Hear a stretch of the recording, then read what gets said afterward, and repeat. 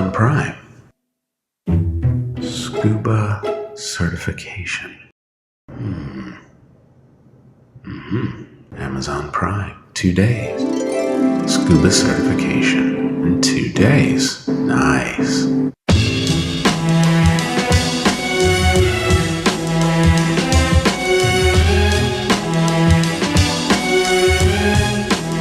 Let's face it, we love to buy things. So consumerism, which is the acquisition of goods and services, is at an all-time high in society. Now what we're seeing is that the modern day consumer is really focused on getting value. Part of that value is getting things cheap and quick. And so cheap and quick, and Amazon Prime is a perfect example of this. Now there's a downside to consumerism. That downside is that as individuals seek cheaper and quicker, then the retailers are responding. And so when they respond, it's often going down the same road that they think the consumer wants in getting cheaper and quicker. Thus, competition comes along on price points, and competition comes along on how fast deliverables can be given. So think of this. About 50 plus years ago, scuba certification agencies came on the market. And so they were there to deliver proper, safe training standards so that individuals could become certified divers. At the end of that was to get a scuba certification. So the scuba certification, the C card, was the end product of all that training. The thing is that what has taken place over the years is that as consumerism has increased, the training is not what the consumer has been looking for. It's been the C card. Why? Because the C card, the certification, was the means to the end. It was what allowed the individual to go diving. So once we started to see a shift, then the retailers came along as well and said, that's the product. So the product is the C card, not the training. So we're going to give the consumer what they want, cheap and quick, so that they can get this. But you see, there are many people in the industry that disagree with this model. Because what this does is it creates a vicious cycle of competition, where now the competing factor is price and time. And so, to get the individual to be a customer, we're going to advertise a lesser amount of training just so the individual can get a card. Well, many people disagree with that model. And it doesn't only exist in scuba certification either. It exists with anything that is part of a dive business. This could be your equipment sales, this could be your rental line, it could be your gear servicing, it could be trips and travel. Anything that has a price point to it, a time component to it, that is where many people are competing against others. But folks, there's a better way. There's a better way to compete, and that is by value. Let me show you what I mean. So here's how we combat this. It's called unique value proposition. This is something that is a message from you to the consumer, your customer.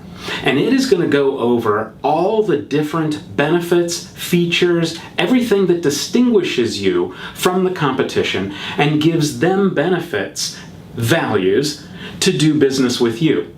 Okay, so the unique value proposition has 3 areas. Number 1 is the benefits. So you need to have a message that is about the benefits that the consumer is going to get by doing business with you or buying a product or a service with you. The second area is what problem are you going to solve that the customer has. Now, is it that they want to go on a trip? You've got an answer for that. Is it that they want to get scuba certified? You've got an answer for that. Is it they want to buy a neat new regulator? You've got an answer for that. So whatever you can help the customer with, that needs to be part of your unique value proposition in your messaging as well. And number 3 is this needs to distinguish you from the competition. What are you doing differently than the competition? What are you doing uniquely that is going to have people talk about your business and want to come to your business? Let me give you an example. My buddy Chris posted on Facebook about this barbershop that he went to, and that the unique value proposition of the barbershop was that the owner served scotch and Cuban coffee. So the whole thing was this story about getting a haircut and being able to hang with guys, drink some scotch, and have some Cuban coffee. That was unique. And because that was unique, he got a lot of us to go and try. And it was an enjoyable experience. Now, the cut itself wasn't the greatest cut. I gave it 3 tries. So I gave my business 3 times to that place, and then they didn't prove to be a great barber shop, but it was an engaging thing. That is what word of mouth is. We constantly hear that in our industry, that word of mouth is what drives people. Word of mouth, word of mouth, word of mouth. Guess what? It is not about your regulator. You're not going to have people sitting at a dinner table somewhere saying, you've got to go to XYZ dive shop because they have the best regulators. That's not what it's about. You see, we have to go on something else. Gone are the days of being able to say, our prices can't be beat. Yes, they can be beat. They can be beat on the internet. And so people will go and get those things cheap and quick. You have to differentiate yourself by value. It's that unique value proposition. What are you going to do to make that different in your business, that makes your training different from other businesses? What makes your products and the services that go with those products different? What makes your trips and your travel different? You see, this is how we have to look at the new modern day consumer and the consumerism that goes with them.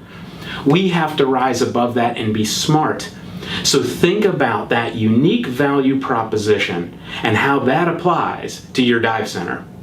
So there you have it. Another way to combat consumerism is to come up with your unique value proposition. Put it in all of your marketing. It should be bold, present, and a clear message so that your customers know what that value proposition is that you offer. So thank you for being a part of this episode. Subscribe, share, and we will see you next time. Remember, go beyond the standard.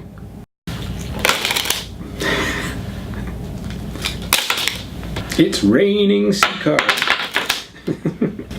Pick a card, any card.